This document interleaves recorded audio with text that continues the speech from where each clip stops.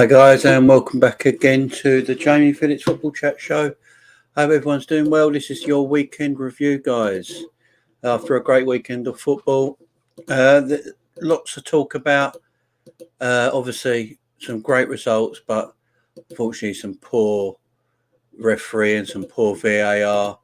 Officials again in this country is a complete and utter joke, as always. So we've got a lot to talk about, guys, in the weekend review. Obviously, Man United had a good victory, 3-2 win against Tottenham Hotspur over the weekend. Ronaldo hat-trick. Liverpool picking up 3 points against Brighton with a nice 2-0 win. Diaz getting a goal there. Everton losing at home to Wolves. Now really fighting relegation. They are bang in trouble. So there's a lot to look forward to in this game this weekend, guys. We'll see. We talk about the relegation fight for relegation there. Brentford picking up a good 3 points against Burnley with a 2-0 win. There's been some good results. There have been some decent results this weekend. West Ham getting the Villa win. Arsenal looking really good at the moment. One of the most informed teams in the league. We'll have to talk about them because they are doing well. But Leeds and Norwich. Leeds with a big win there against Norwich, helping them in their relegation battle. Yeah, a lot to look forward. I think, man, I trust you all. Well, I am good, Steve. I'm good. I'm just doing my weekend review. Get this done and ready for your show this evening, my man. How are you anyway? You working from home today? Yeah, some good results this weekend. Obviously, there's some really poor officiating that we must talk about as well. The VAR is an absolute disgrace at this moment in time. And yeah, it was one in the Liverpool game. There's the Chelsea Everton game penalty situation. There's so many things we've got to talk about, guys. Good afternoon, John Conway. I hear you, my friend. Hope you're good. But guys, let's get to these games. I'm going to share my screen with you. Let's get to the first game, Chelsea-Newcastle. So, this is a 2:00 game on Sunday. Newcastle, apart from Liverpool, before this game were the most informed team in the league. Till they met Chelsea, they were undefeated in 2022. Had some really, really good results. And, you know, personally, I thought they put up a good performance against Chelsea for me this weekend. I thought they were the better team. Chelsea were struggling through the whole 90 minutes. Obviously, Kai Havertz gets a wonder goal in the 89th minute. But then we have to talk about Kai Havertz. Should he have been on the pitch? It's another thing. Should Kai Havertz have been on the pitch? Obviously, he went up for a challenge with Dan Burn. Caught Dan Burn right on the side of the head. And caught Dan Burn right on the side of the head of his elbow, going up, elbow into the side of the head. Did he mean it? I know a lot of people think it was a red card. I'm not too sure. It was definitely dangerous play. It's really bordering on that red card, but I don't think VAR even took that long looking at it and gave the yellow, but it was dangerous. I mean, Dan Burn was jumping straight up and, you know, Havertz was, you know, about 5 yards out from him. So he had to run and jump, but his elbow is up high, catches him in the side of the head. It is a dangerous one. Should it have been a red card? Probably. I would say probably should have been a red card. We have seen challenges less than that have been red cards this season. So, yeah, it was a bad foul. Obviously, the other talking point of this game was the penalty. Trevor Chalobah all over the Newcastle player. I believe it was Jacob Murphy who was all over. So Jacob Murphy's got inside of Trevor, and because of his pace, you know, Murphy's quite a quick player. So he's got right in front of Trevor Chalobah. And he's basically pulled his shirt. And as he's pulled his shirt, he's put his arm then in front of him. Then he steps in front of him and brings it down. It was one of the most obvious penalties we've seen this season. We've seen a few of these now. The handball at Manchester City for Everton, that was the most obvious handball ever. And now this was one of the most obvious penalties ever. And they didn't get it. I don't even know if they reviewed it. It was that quick. I think they just, it's not a penalty, carried on. It was a pathetic decision, and it robbed Newcastle of a point there because they deserved that point for the game they played. I thought they're excellent, Newcastle. But they didn't create a lot of chances and all that. I mean, looking at this team, they're not going to create a lot of chances with the team they put out. But it's Chelsea team, again, stuttering over the line. They've been doing that a lot lately, just getting these results, stuttering over the line just enough. But no, this should have been for me, a draw would have been absolutely fine, one apiece. Newcastle, very unlucky. Chelsea stuttering again, though. They had a good team out. Playing that, they've gone to 4 at the back now. They were basically playing a 4 at the back. Jorginho was back in the team with Conte. Mount in the midfield didn't seem to work. Werner, Ziyech and Havertz up front. Now, Kai Havertz has taken that number 9 role at Chelsea and really made it his own now. He looks comfortable in that position, playing that sort of false 9 role. That seems like that's the position he should play. Hence why did they buy Lukaku when you've got someone like Kai Havertz who can play that role very comfortably? It's a strange signing. Obviously, Lukaku came in off the bench, had zero impact on the game whatsoever, had no impact on the game. And, it was Kai Havertz in the 89th minute with a gorgeous take. Ball comes over to him, he controls it with his right foot and then finishes it with his right foot. Beautiful goal. But if you're a Newcastle fan, you're going to be a bit upset because you would feel, should Kai Havertz actually been on the pitch when that goal was scored? When we look at the possession stats, 27% possession for Newcastle don't look good, but I thought they were really good in the game themselves. They had the same amount, they had 7 shots, 2 on target. Chelsea, the home team, had 8 shots, 3 on target. Newcastle, they dug in deep. Although they had 27% in possession, they weren't just sitting back, and Chelsea weren't peppering their goal either. They only had 1 shot more than Newcastle. It's quite an even game. The stats a bit misleading in a way because I thought it was quite an even game. And if it did come out of a draw, I don't think anyone would have argued because, it was a very, very, very even game for me, that match. But Chelsea come out with the 3 points, guys, and Kai Havertz again getting the winner for Chelsea. He's been really good of late, playing that false 9 role. I think they found a real home for him there now. And Chelsea trying to cement that 3rd place finish this season, which looks like is the highest they can finish this season now. But they have got Arsenal breathing down their neck, who we'll get to shortly. The next game, Everton versus Wolverhampton Wanderers. Again, Sunday, 2 o'clock kickoff. There are a lot of Sunday games this week because the amount of games that are on Thursday. But Everton, again, I don't know. This Everton team are just poor. They're just, let's have a look at the lineup from this Everton team. You've got Pickford in goal. They went to a back 3 and they played Jojo Kenny in centre back, which made no sense. You can't play Jojo Kenny in a back 3. Mason Holgate is not good enough. Ben Godfrey's decent, but it's a championship defence. It's a really bad back 3. Wolves back 3, Connor Cody, Kilman and Sace, much, much better.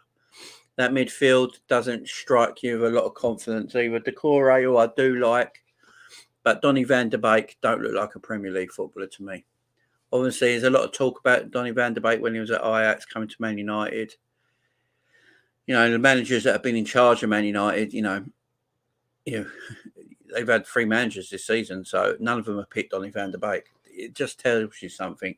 He might be a very good footballer, but I don't think the Premier League's for him. I think he needs to move on. The Premier League ain't for Donny van der Beek.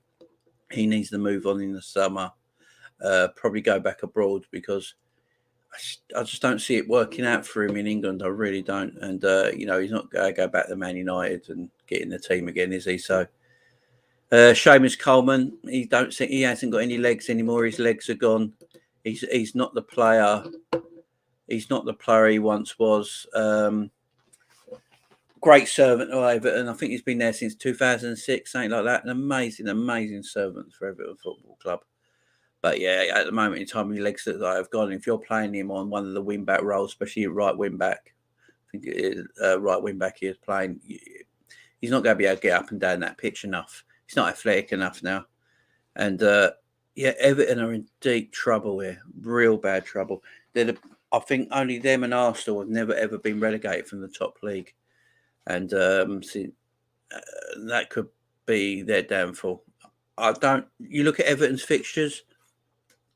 You know, Everton's fixtures are crazy, absolutely mad. They're the hardest fixtures you could possibly want because everyone they play is either chasing a top four, a title, or trying to get out of relegation. That's how difficult their running is. It's so difficult, and I don't see them staying up this moment in time. Like Tom was saying, our friend Tom, who's a big Everton fan, he's been saying if they win their home games, Everton win our home games, should be safe. Well, this was one of their home games against Wolverhampton Wanderers, and they come unstuck, and it's quite easy for Wolves as well. I'm really worried.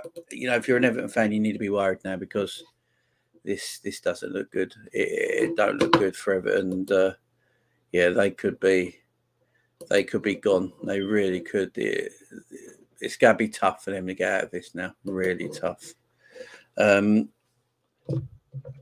Wolves, on the other hand, going really well. Really well. I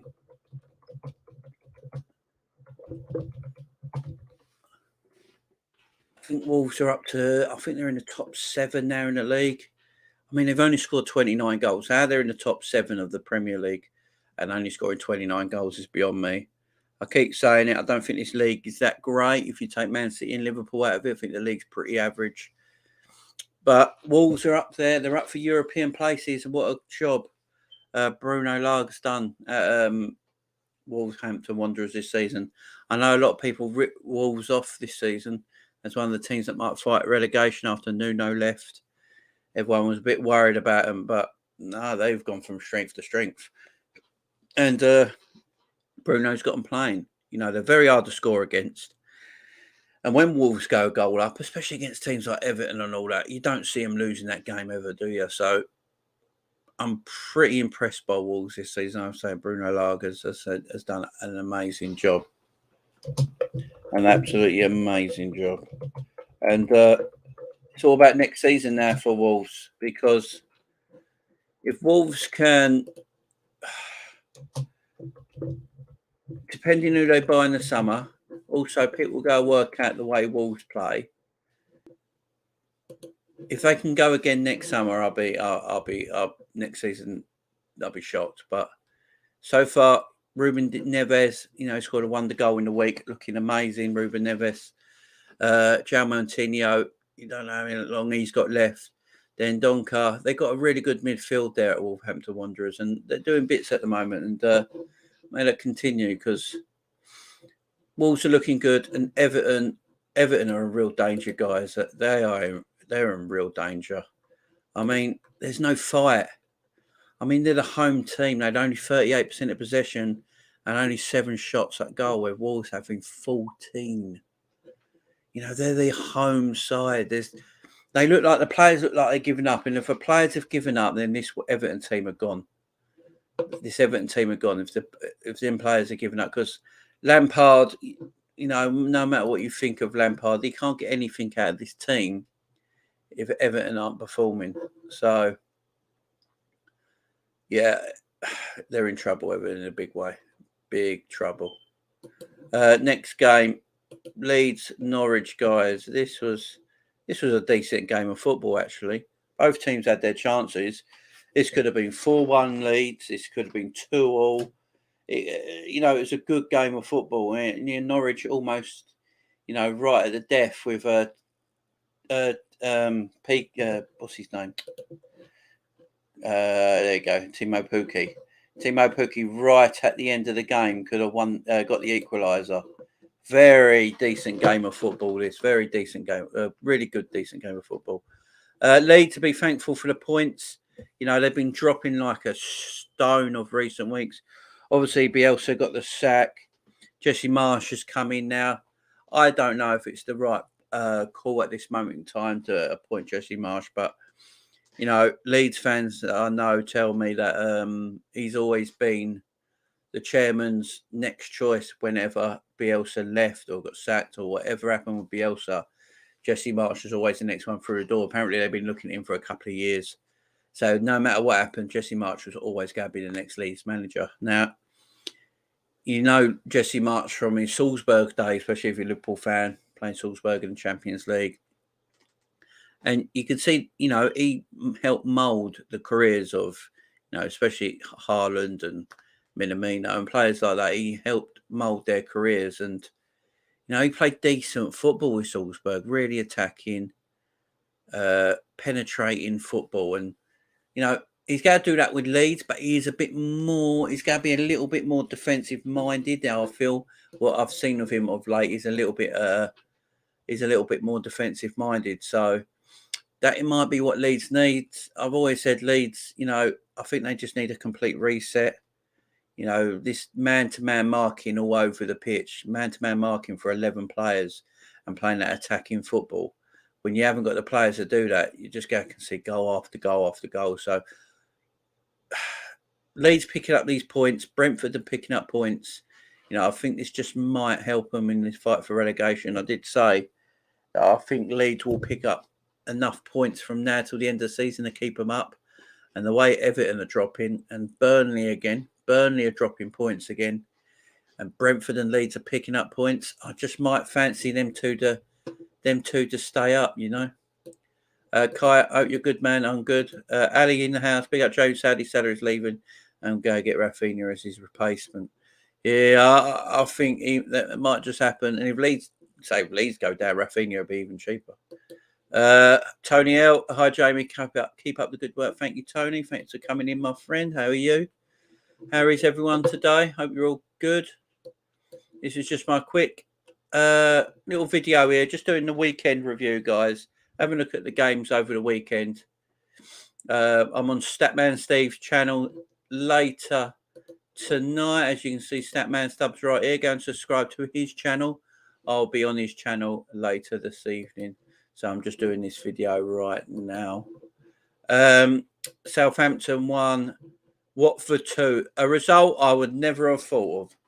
I did not see Watford winning this game at all. I didn't see Watford getting 3 points against Southampton.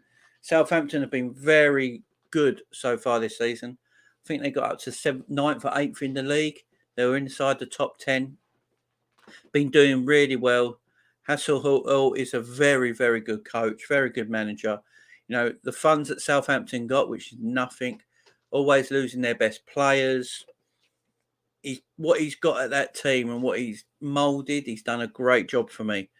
But the problem with Southampton, they lose some weird games when you just don't expect them to lose. And this one at home to Watford is a strange result. Obviously, Cuco Hernandez getting both goals for Watford, looking decent. I will say with Watford have some attacking players. They do have some good attacking players, and they have goals in their team. But I think it's just all too late for Watford. I think might just be an all bit too late. I mean, if we look at their lineups, Watford's lineup, look, João Pedro, Dennis, Hernandez, they, and that's not with obviously thingy you weren't playing. What's he? I can't remember his name right now. But they got forwards, they got goals in their team. That I think,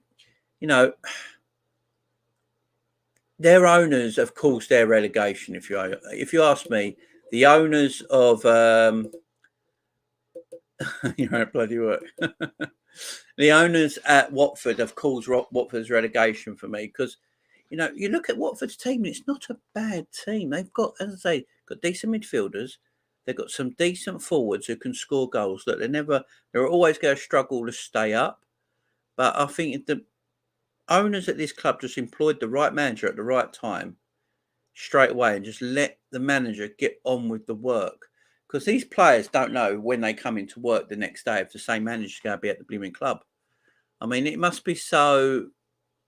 That must put you off so much. You wake up the next day, is that manager who I saw last night still at the club today? You know, when you're like that, when you feel like that, it must be so difficult for these players to get any kind of rhythm going.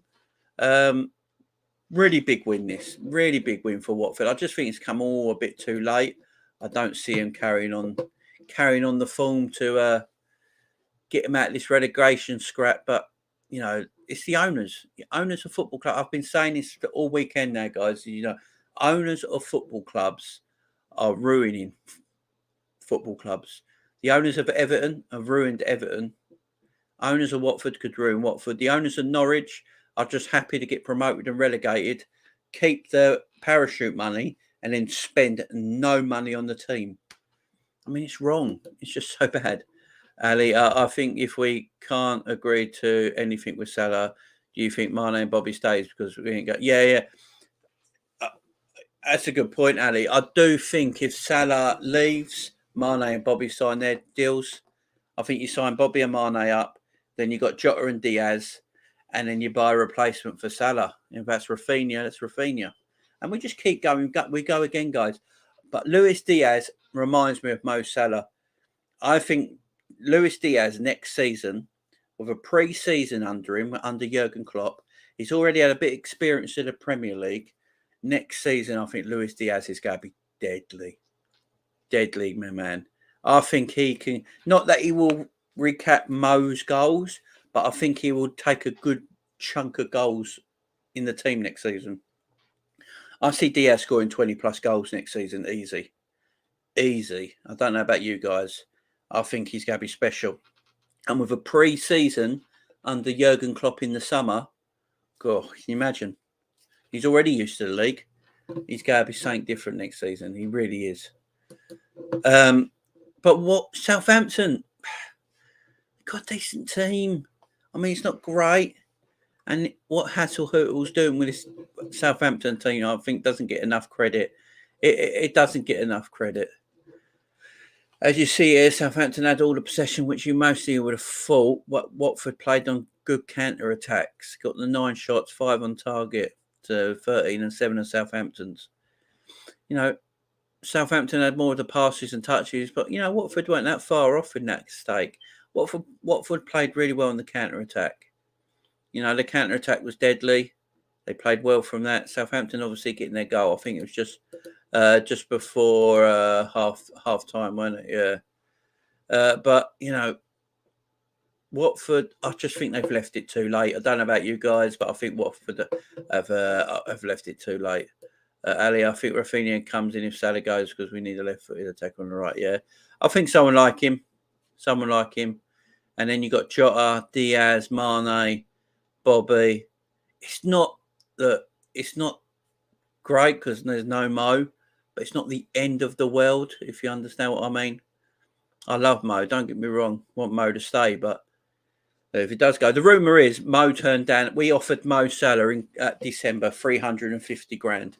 That's the rumours going around at this moment in time by people who know, people in the know. We offered Mo Salah 350 grand, which completely smashes our wage structure, obviously, and makes Mo the highest paid player at Liverpool by ever.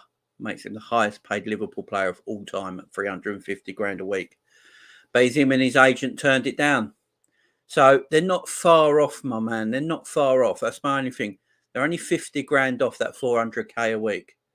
So I don't think they're too far off. I think Liverpool come in with one more contract offer, and I think it's going to be a take it or leave it scenario. A bit like Genie. I think they're going to come in again. It's going to be between 370 and 400 grand, and it'll be a take it or leave it. But at the end of the day, Mo Salah's got to think about what Mo Salah wants. Does Mo Salah want to go somewhere else, get paid more money, but not become the superstar he is because of the club he's at in? I mean, if Mo goes to PSG, he's still going to be under a spotlight of Neymar and Messi. You know, he'll be under their spotlight. He'd be under their spotlight. So if you're under their spotlight, he's not going to get that same love he does right now. Do you want to be look, Torres made the same mistake. Fernando Torres went to Chelsea, made the same mistake. Suarez was probably the only one who didn't make that mistake. He went to Barcelona and became even a better footballer. But a lot of people have made that mistake, and Mo's got to decide what he wants. Obviously, he wants what he thinks is fitting wages wise. But people that I've heard from, Ali says what I heard said we offer 280, but Mo wants 400.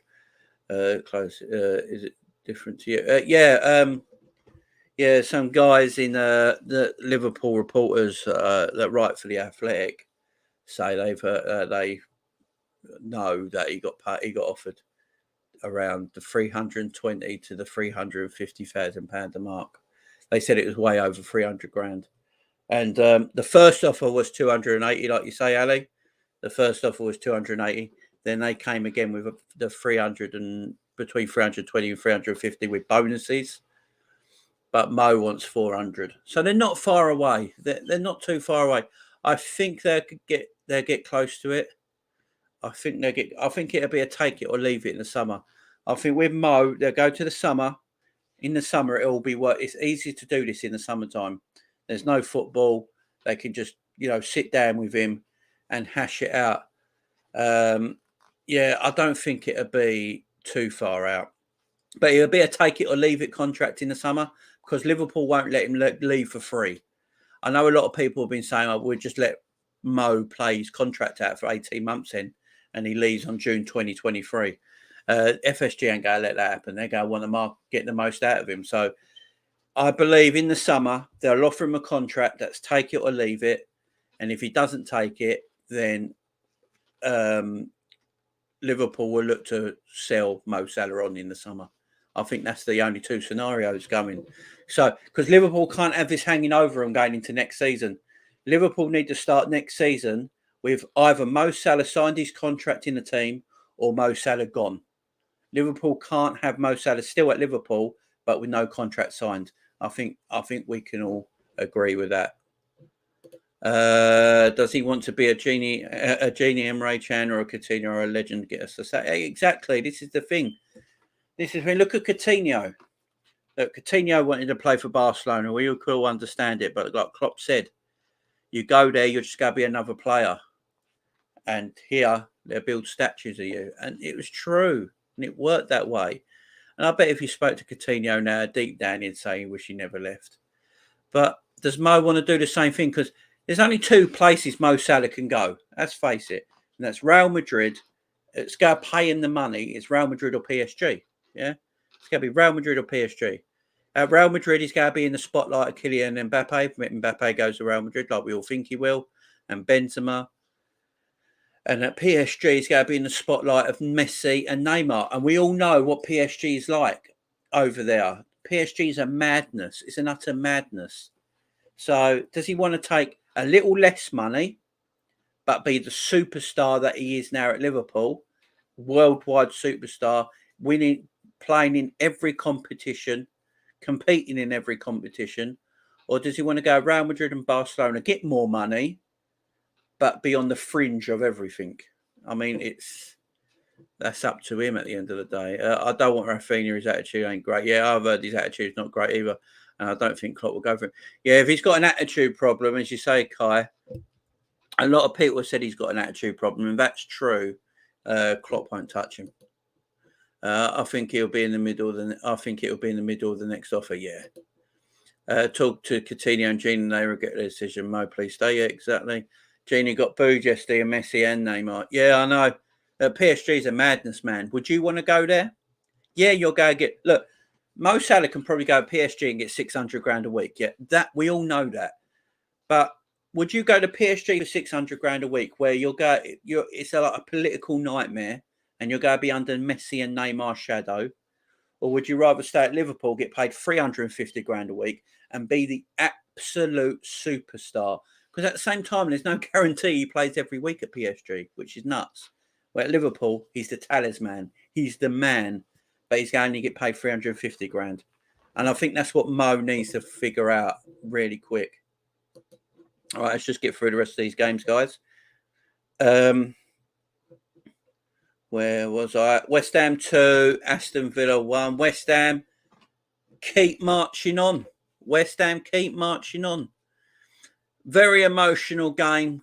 Yarmolenko getting that goal, really emotional. Obviously a Ukrainian international. I think he's the second top goal scorer ever for Ukraine. He's just behind Shevchenko. He's the emotion that poured out of him when he scored that goal. We all felt it. You're not human if you didn't feel it at the end of the day, and it was extremely emotional. I haven't been that emotional over a football player that didn't play for Liverpool, to be fair. And I felt for him, and yeah, what a moment that was for him. Probably the moment of the week in football was Yarmolenko's goal. Was everything to him. And West Ham getting that 2-1 win, and West Ham will not go away.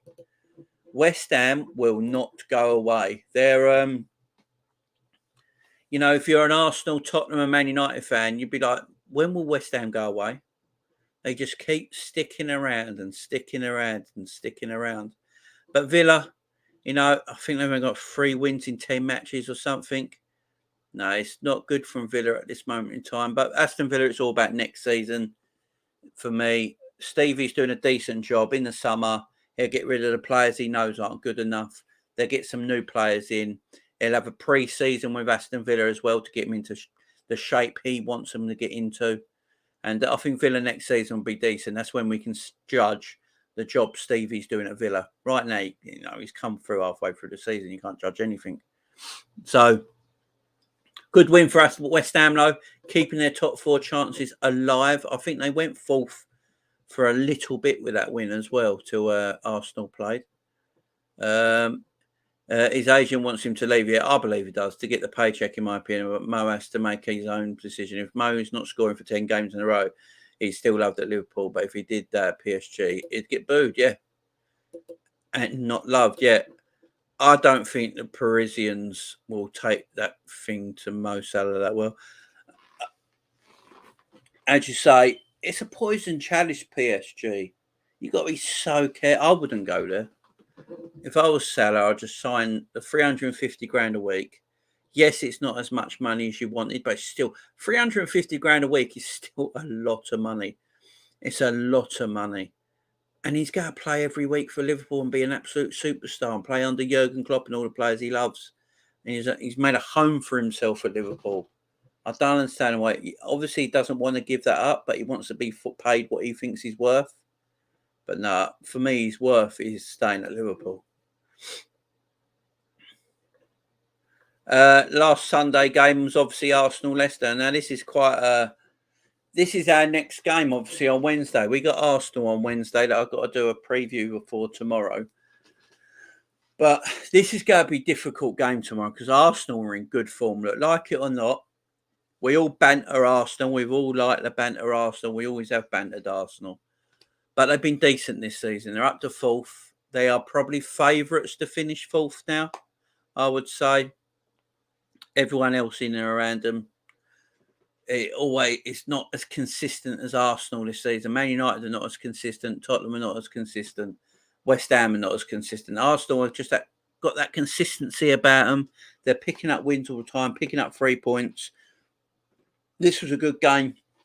He basically dominated this game. There was only a little part of the first half. I think 15, 20 minutes of the first half where Leicester and towards the end of the first half were on top. But other than that, it was a comfortable win for Arsenal yesterday. I was watching the game and I was really impressed with them. Odegaard is a great little player there. They got a fantastic little player there, Martin Odegaard. He reminds me a bit of Coutinho, Mesut Ozil kind of footballer, that proper number 10. Gets in between the lines. He's got a great pass on him. He's got a good disguise and a pass. He's got a shot. He's got a free kick. He's got a good set piece. He's a clever, intelligent little player. They've got Martinelli and Saka on the wings, full of pace, young, tricky, got eye for goal. They've got a good team. Lacazette holds the ball up. He's now like a non-goal scoring striker, but he does a really good job up there. Arsenal on Wednesday is going to be a tight game. Don't everyone get it. If we beat Arsenal away from home, I think we win the league. I really do. Because apart from Manchester City, Arsenal is our hardest away game we have left.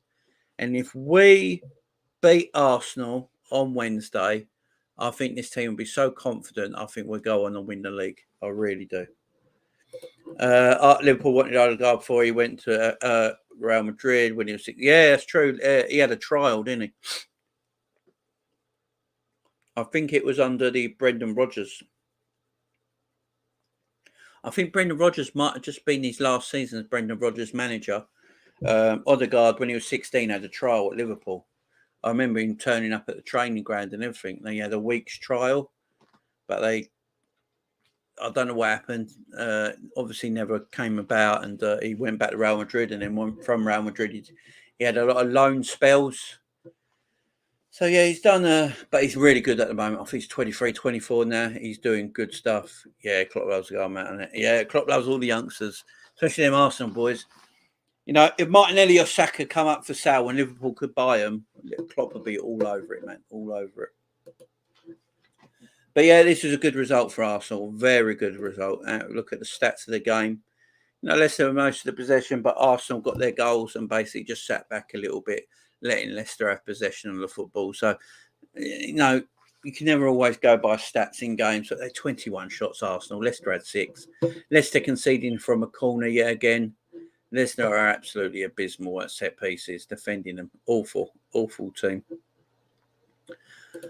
Brighton versus Liverpool, guys. This is our game here. Luis Diaz and Mo Salah from the spot. Ali says, if it came down to Salah leaves, would you take Saka as his replacement? The same replacement for Salah is like, because everyone will go, oh, you can't replace Salah, which is obviously true. You can't unless you buy an Mbappe. Unless you buy Haaland or an Mbappe or something like that, they're the only two people that are going to place Salah's goals. So you've got to think around, you've got to think about buying players that just keep the squad ticking over, keep improving the squad, and Saka would. I think Saka's a great little player. I mean, Diaz for me next season, as I keep saying, I think Diaz next season is going to be electric and he's going to get them 20 plus goals. I think you keep Mane and Bobby, you keep Jota, and if you add Saka to that, or a Rafinha, or something like that, or a Martinelli, you know, you're still looking at an amazing front five. Amazing front five. But obviously we want to keep Mo at the end of the day. But Brighton, Liverpool, 2-0 Liverpool. Apart from the opening 10, 15 minutes, this was easy for Liverpool. The opening 10, 15 minutes, Liverpool didn't wake up. I think they were still in bed. I mean, it was an half 12 kickoff. So, you know, I think they were still in bed for most of the first 15 minutes. But as soon as they woke up and got into the game, Liverpool dominated this match with ease. Great pressing, great attacking play. How was that not a red? Yeah, exactly. I'll come to that in a minute, my man. Great aggression in Liverpool's play going forward as well. And Luis Diaz obviously getting the goal in the 19th minute. Obviously, the big talking point of that goal is Sanchez not being sent off, the Brighton goalkeeper. Look, I don't understand it. I don't know what they're looking at. This is what I'm getting at now with officials and VAR. We saw it all weekend. Chelsea, Newcastle. Newcastle showed a penalty. One of the most blatant penalties I've seen all season. Couldn't give it. Don't know how. The handball for Everton and Man City a couple of weeks ago. The most blatant handball anyone's ever seen. They didn't give it. And then this red card was the most blatant red card we have seen all season. I don't think I've seen many worse fouls than this all season. Sanchez chinned Diaz with his foot. His foot kicked Diaz basically in the chin and his arm hit him in the top of the head. It was the most blatant red card I've ever seen. Now, apparently what VAR have said, the officials that work VAR, they have said they know it was a red card, but because Luis Diaz scored, they can't do the double jeopardy rule. So if he scored, they know it's a red card, but because he scored, they won't send him off. If the ball didn't go in and went wide, they would have sent the Sanchez off, and obviously he would have to give a penalty because they've sent him off. So that rule don't make sense to me. It never makes sense to me. This new rule they've made up, this double jeopardy rule, makes no sense. So as long as you score, the opposition player can do whatever they want. So say Jota against Arsenal on Wednesday, scores a goal. Yeah, he scores a goal, but Gabriel goes in behind with both feet and breaks Jota's leg. Yeah, snaps it in two. It's the worst foul. It should be a red card because Jota scored. The refs cannot look at that foul. That's the new rule. How ridiculous is that? It's the worst rule in football. Sanchez should have been sent off. Brighton should have been down to 10 men. But, at the end of the day, it didn't matter at the end because the result was an easy result. I don't think we got out of second gear. I think we walked around that game. It was quite easy. Mo got his penalty, which was deserved. Mo just needed that goal. I think that goal now has calmed him down a little bit. He's been goal hunting for about 3 games now, ain't he? You can tell when Mo goes goal hunting. But he got his goal, well-deserved goal, got his penalty. And hopefully on Wednesday he'll be more relaxed in front of goal now because he won't go goal hunting so much. And easy game for Liverpool. I think, obviously Brighton were a little bit more possession than Liverpool, but Liverpool 18 shots away from home to Brighton's 8 at home. Liverpool played in second gear. Very comfortable victory for Liverpool. One we like to see, guys, and a good lineup as well. Look at this lineup for Liverpool over the weekend. Alisson, Van Dijk, Robbo, Matip, Trent. Can we talk about Matip? Can we talk about Joel Matip and his pass for the goal for Diaz? What a ball that was. And what a defensive display he put on as well, Joel Matip. Matip looking great all the time. We all love Van Dijk, and Matip is just equally as good. They complement each other really well. Absolutely brilliantly. Joel Matip might be the most underrated. He must be the most underrated centre-back in Europe, I'm telling you. I look around a lot of the league. Apart from Man City, I think Joel Matip probably gets in every other team's back four in the league. Easy. He gets in front of Gabriel and Ben White, Arsenal. It gets in Chelsea's back four for me. He's better than Christensen. He's a tremendous centre back. He's great on the ball as well. He can take the ball. He can dribble. He's got a good pass on him, as we saw for the assist of Diaz. What a player he is. Great player. Then that midfield. Look at that midfield. Keita and Fabinho have never lost a game together, apparently. Or that three together have never lost a game together. Naby Keita has been brilliant the last few games. I'll go and say, I think Naby's performances lately have been fantastic. And he's pressing of the ball. Naby's the best that we got in midfield at pressing the ball. He's our best midfielder at pressing the ball. I don't think any other midfielder is better at pressing the ball than Naby Keita in our midfield. Fantastic job he does. Really good job. He's been excellent lately. And in that front three, Mane played the number 9, Diaz and Mo Salah left and right. Tremendous. I said it last week in one of my videos. Luis Diaz and Mo Salah are the 2 guaranteed starters in that front three at this moment in time. And then I think Mane, Jota and Bobby are all fighting it out for one spot. I think that's the way it is at this moment in time. You can't drop Luis Diaz. He's too good. He's too good. And that's amazing. He's only been at the club 6 weeks. I'm saying that about a player who's only been at the club for 6 weeks. Diaz is too good. He's undroppable at this moment. He is our left-sided attacker. Mo is our right-sided attacker. And then Mane, Bobby and Jota are fighting it out for the number 9 spot for me. Whoever plays through the middle. Weekend it was Mane. Yeah, Mane has to play 9. Yeah, exactly. If Mane's going to play, he's going to play 9. Now, the Arsenal game's going to be interesting, Ali, because do you play Jota instead of Mane against Arsenal? Because Jota likes playing Arsenal. Jota scores against Arsenal for Liverpool. He scores against Arsenal for Wolves. He likes scoring against Arsenal. And players, when players like scoring against a certain team, they always play. So do you feel against Arsenal, he's going to play Salah, Diaz and Jota through that number 9? Because he does like a game against Arsenal, does Jota. Yeah, don't play him left wing anymore. Diaz has that spot. Yeah, exactly. Yeah, that's what I'm saying, Ali. I think Diaz and Salah are the 2 guaranteed starters in that front three. Yeah, someone else said this. Klopp will drop Diaz for Arsenal watch and play Salah, Jota, Mane. Someone said that. I think Grizz Khan said that today on the 90-minute show. Yeah, you can't drop Diaz. You just can't. Arsenal haven't played against Diaz yet, I don't think. He will light Arsenal up. He will completely light Arsenal up. How did Christopher Edwards? How are you, my man? I think you've got to go Jota, Salah, and Diaz for me against Arsenal. Muller, absolutely Muller, Arsenal will.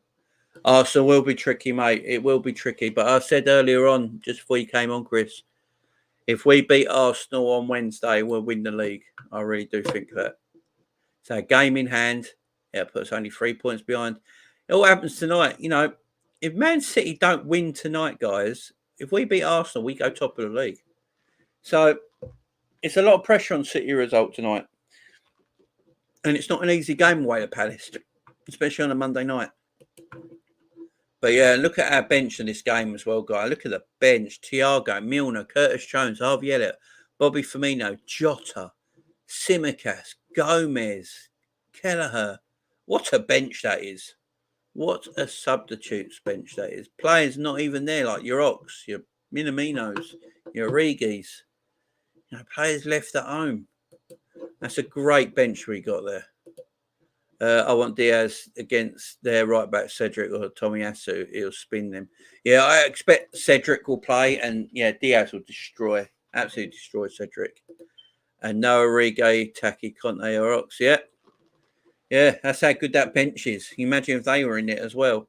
That's the squad we got at the moment, guys. We've got a great squad at this moment in time. But I say this was a great game. Brighton Liverpool. It just shows how good our squad is when it's fit, guys. I mean, look at that bench. Look at that bench. Obviously, Harvey Elliott hasn't played it in a while. I think Klopp's just nursing Harvey Elliott back into the team. You know, and when Elliott's ready, he'll come back in the team. He looks a little bit not his form. He looks a bit weak at this moment in time, Elliott, when he's playing in midfield. But I think Elliott will get minutes going forward. You know, he's definitely in Klopp's mind. Curtis Jones has looked good. I've got to say, Curtis Jones, when he's played recently or come off the subs bench, has looked decent. Because I was worried about Curtis.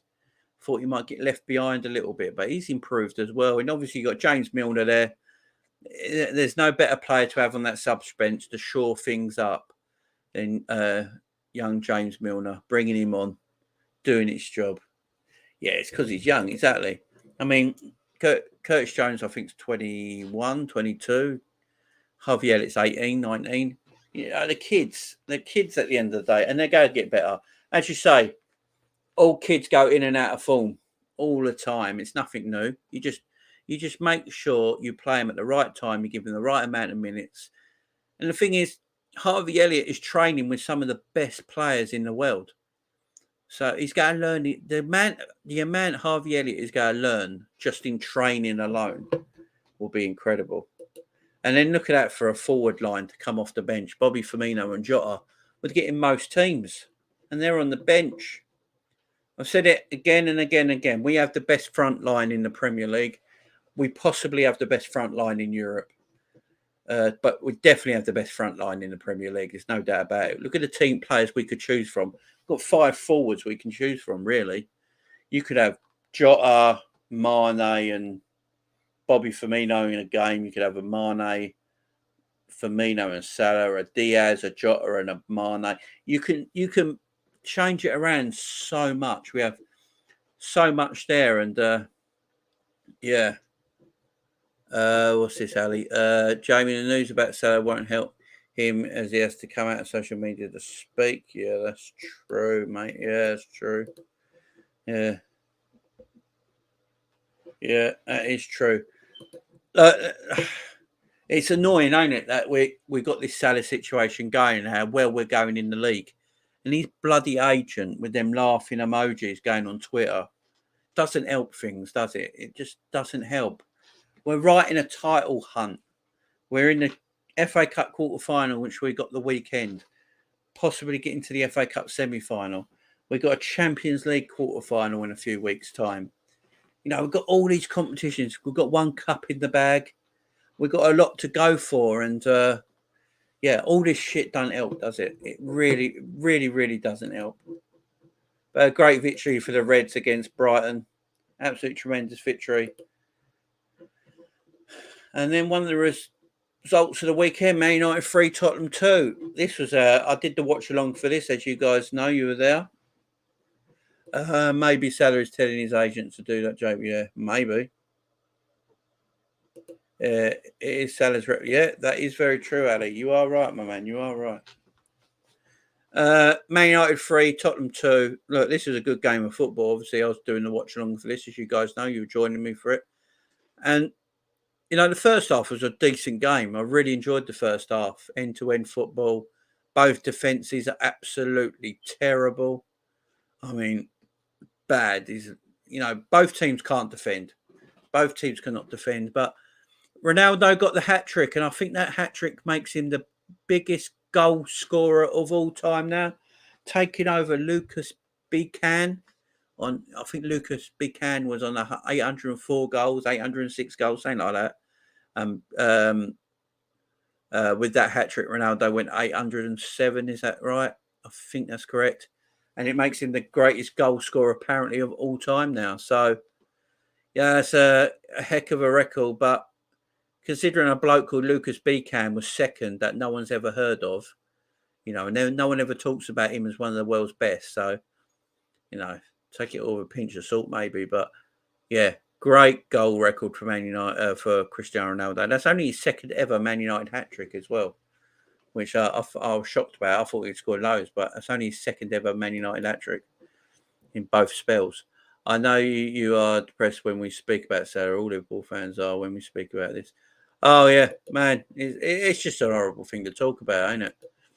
We're going for the quad, and he put this out to Fabrizio Romano and he's laughing emojis. Oh yeah, oh don't get me started with Fabrizio Romano, Ali. I'll be here for hours. Don't get me started on that piece of shit. Can't stand the bloke. But yeah, great result for Man United. Has to be said. Tottenham, you know, poor.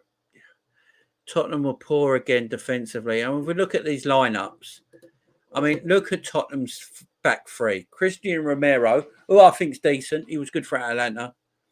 Eric Dyer and Ben Davies are dog turd. Let's face it. Eric Dyer and Ben Davies are complete and utter dog turd.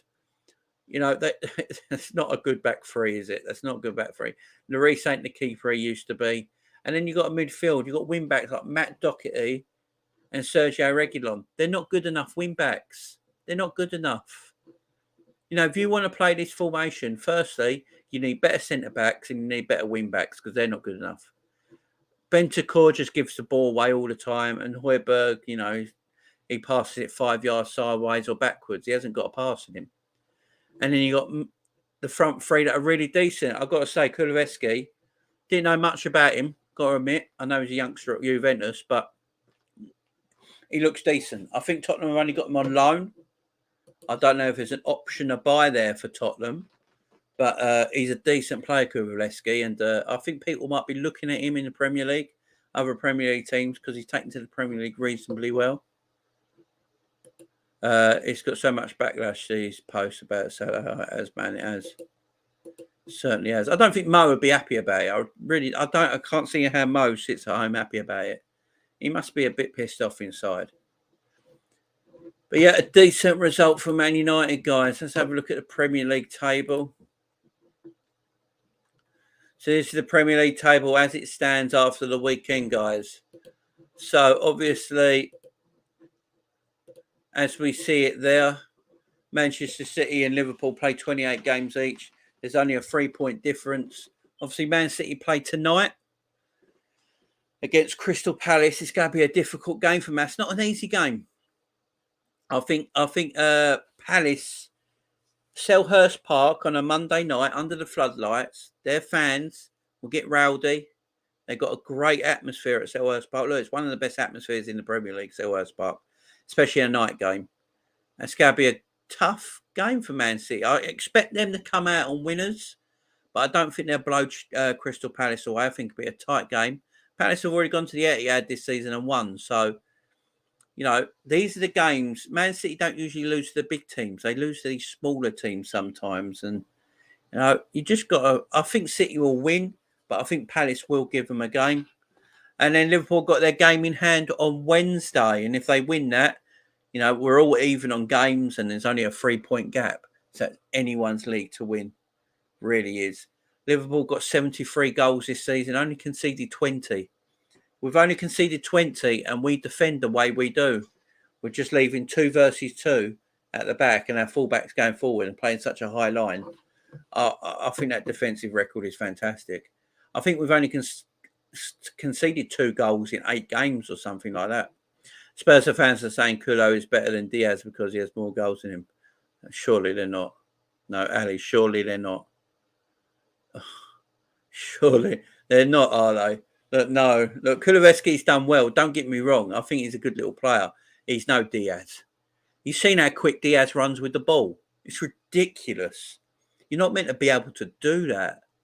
Look, running with pace without the ball is one thing. Running with pace with the ball is something completely different. They're on 2 different spreadsheets. Kulusevski's a decent player. He's no Diaz. Just salty. Yeah, they are salty, mate. They're full of salt. Chelsea third. They're on 59 points. Chelsea, I don't think enough people talk about the bad season Chelsea are having.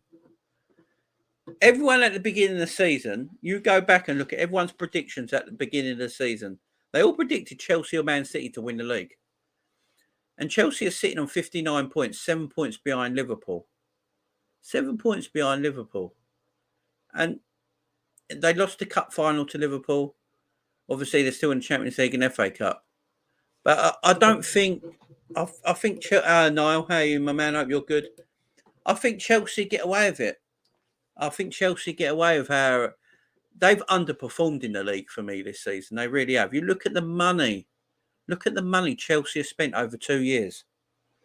Everyone had the Chelsea favourites to win the league this season. People might say they didn't now, but they did. Everyone predicted Chelsea to win the league, either them or Man City, because of the money they spent and the players they bought.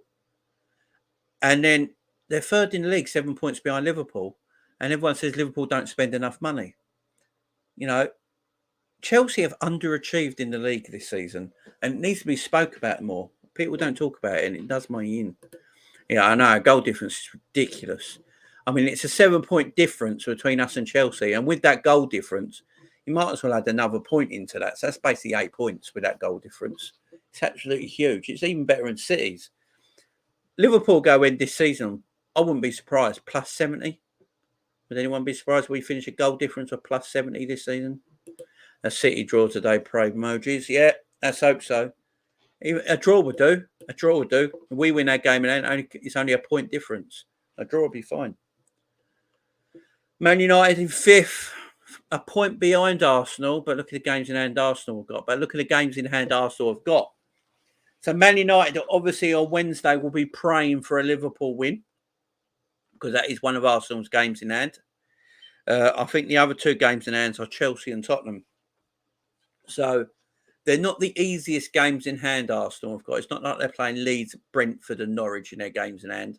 You could almost put that down as 9 points. You're playing Liverpool, Tottenham and Chelsea. I don't see many points coming Arsenal's away from them games in hand. So Wednesday night, Man United fans will have to be cheering on Liverpool, like it or not, if they want to get that 4th place. Because at this moment in time, you'd probably make Arsenal favourites. Tottenham in 8th place. I think Tottenham are out of it now. They're 6 points behind. They're 6 points behind Arsenal. And they've played a game more than Arsenal. So I don't see them coming back from that now. It's between Arsenal and Man United for me. I think West Ham, as soon as Europa League starts, they got Sevilla in the second leg. Depending what happens there, I think West Ham are not going to catch Arsenal into 4th. It's between Man United and Arsenal for me. One of them are going to get 4th. I mean, Chelsea could be dragged into this yet. Chelsea could even be dragged into this yet. I doubt they will. I think they're too far off in points. But, yeah, Arsenal, Man United chucking it out for that 4th position. But Liverpool, Man City running away with everything. So, they're too good for this league, both of them. So, guys, that's my league review. Thanks for joining me today in this Premier League review. I do this every Monday afternoon, guys. I do a Premier League review because usually I'm on a Statman Stubbs football channel every Monday night where we go through the Premier League games as well on his channel. So look out for me on Monday afternoons, guys. Every Monday afternoon, if you're about, guys, I'll be doing this show. Ali, have you seen Liverpool's Insta page? Always puts a Salah picture with an Egyptian king underneath, and the comments say, "Sign the contract." Why do they do that to tease us? It's all PR, ain't it? Got to play the PR game, Ali. You have to play the PR game. You've got to play. You've got to play the PR game. I mean, they'll always do that. All big clubs will do that. Look, personally, with this Salah thing to finish off, guys, I think Mo does sign a new contract. I think it'll be in the summer. There's no football in the summer. You know, there's no World Cup. There's no Euros. There's nothing happening this summer. I think the players can just read your other comment. What other comment? I've only seen that one. I read that one. I read that one. I read that one. I think I read them all, Ali. Did I not read it out to you, mate? I think I read that one. City draw. I'm with you on that. I just read that. I think I read them all, fella. Let me know if I've not. Let me know what one I haven't read out, my man, and I'll read it out, fella. Don't you worry. Yeah, the Salah contract. I mean, December. The summertime. I think it's a perfect time to have Salah contract. But Liverpool need to sort it out in the summer because you can't start next season with this still going on. We can't start next season, you know, me on my YouTube channel coming on next season still talking about Mo Salah's contract. We don't want to do it. It just messes up the whole season. So, yeah, he's got to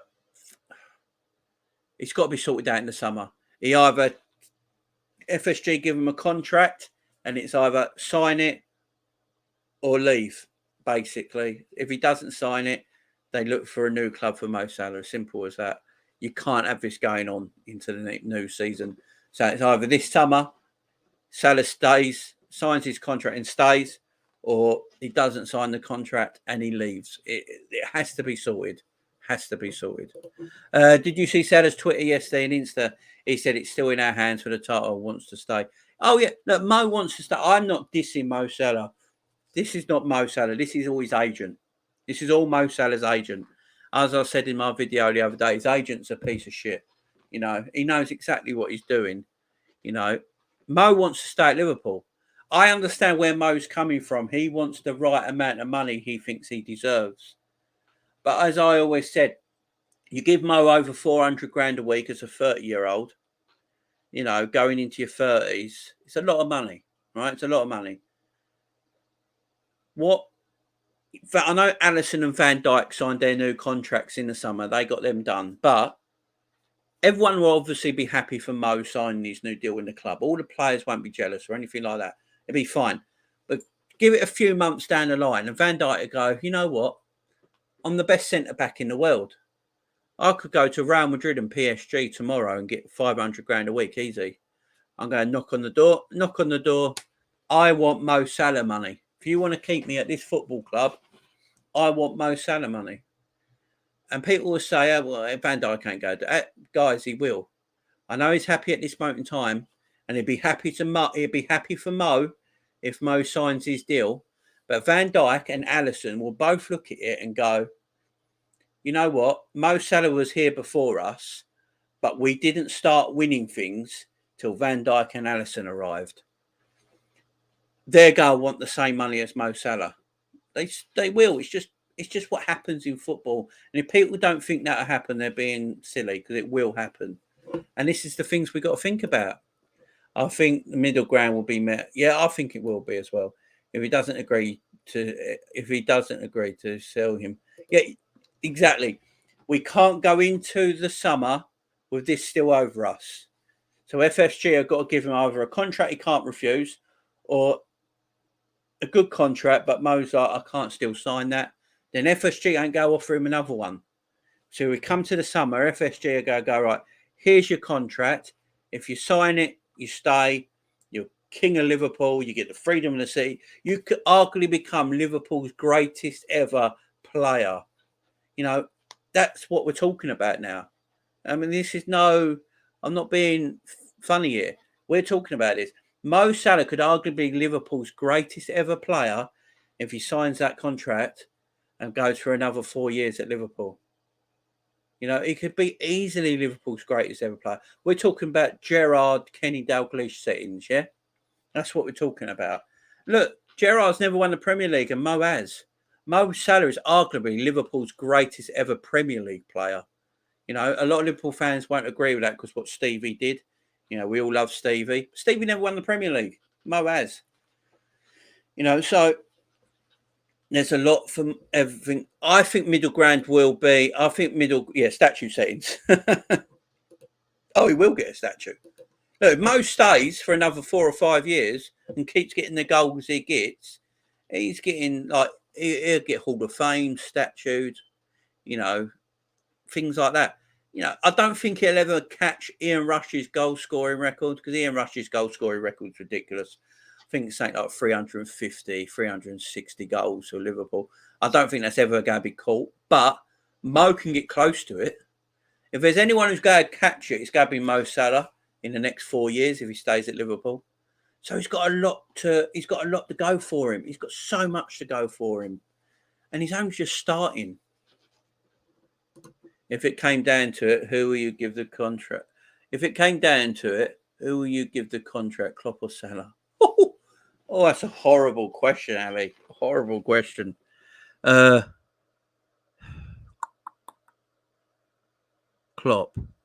So I think I would trust Klopp to replace Mo Salah, and we continue as we are.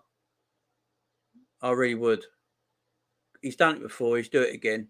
I trust Jurgen Klopp to replace Mo Salah, and we continue. I really do think that could happen. I hope both as well. I think Klopp extends his contract. I really do. I think Klopp extends his contract. He's got 2 more years. He's only 54, 55. He's a young manager. And I think I wouldn't be surprised if he added 2 more years onto the 2 years he's got already to go for another 4 years. Because he's rebuilding. Let's not get around this. Liverpool are rebuilding.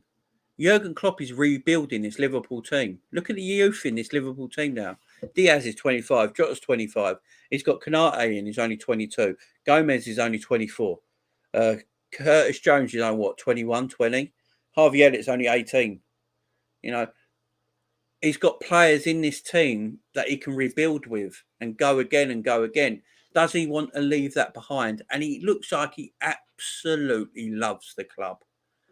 Absolutely loves the people, the fans, the club, everything about it. I don't see why he'd leave. Yeah, I don't even see where Jurgen Klopp goes as a manager next, unless he retires. He won't get loved over other place. He'll be loved here. Yeah, exactly. Remember what Klopp said when he leaves? He'll leave us in a better place. I hope he's right. Oh, he will. Oh, look at the difference. How Brendan Rodgers left Liverpool and how Jurgen Klopp's going to leave Liverpool. Klopp does leave after 2 years. He's left a fantastic team, an amazing team. And we just got to get the manager right. But that's for another video, guys. We'll talk about that in another video. We won't get to that now. But, guys, I've got to go now. Thank you for joining me today, guys. It's been brilliant. Thank you for joining me, all of you. Ali, thanks for joining me. Ali, thanks for all the questions today. They said the journalist, a contract is there for Klopp to sign right now. Woohoo! Settings, Ali, settings. But, guys, I've got to go. Ali, thanks for all the questions today, my man. Everyone, thank you for joining me. Thanks for getting in the comments. This will be a weekly thing. Every Monday afternoon, I will do the weekend review because I'm on Steve's show in the evening. So go over to Statman Stubbs football channel if you haven't already, guys. He's a good friend of mine. He does all the watch-alongs with me. So if you're not gone, that's his YouTube channel there. Go and subscribe to him. I will be on his channel tonight at 9 p.m. and on his channel again tomorrow night. And then he'll be with me Wednesday night for Liverpool Arsenal watch-along. So, big up yourself, Ali. So, guys, make sure you go and sub to him. Make sure you leave a like on this video, share this video. I'm getting close to 300 subscribers, so help me out there, guys. Appreciate it all. And I will see you tonight if you're going on Statman Stubbs Football channel. Okay, guys? Thank you very much. See you soon.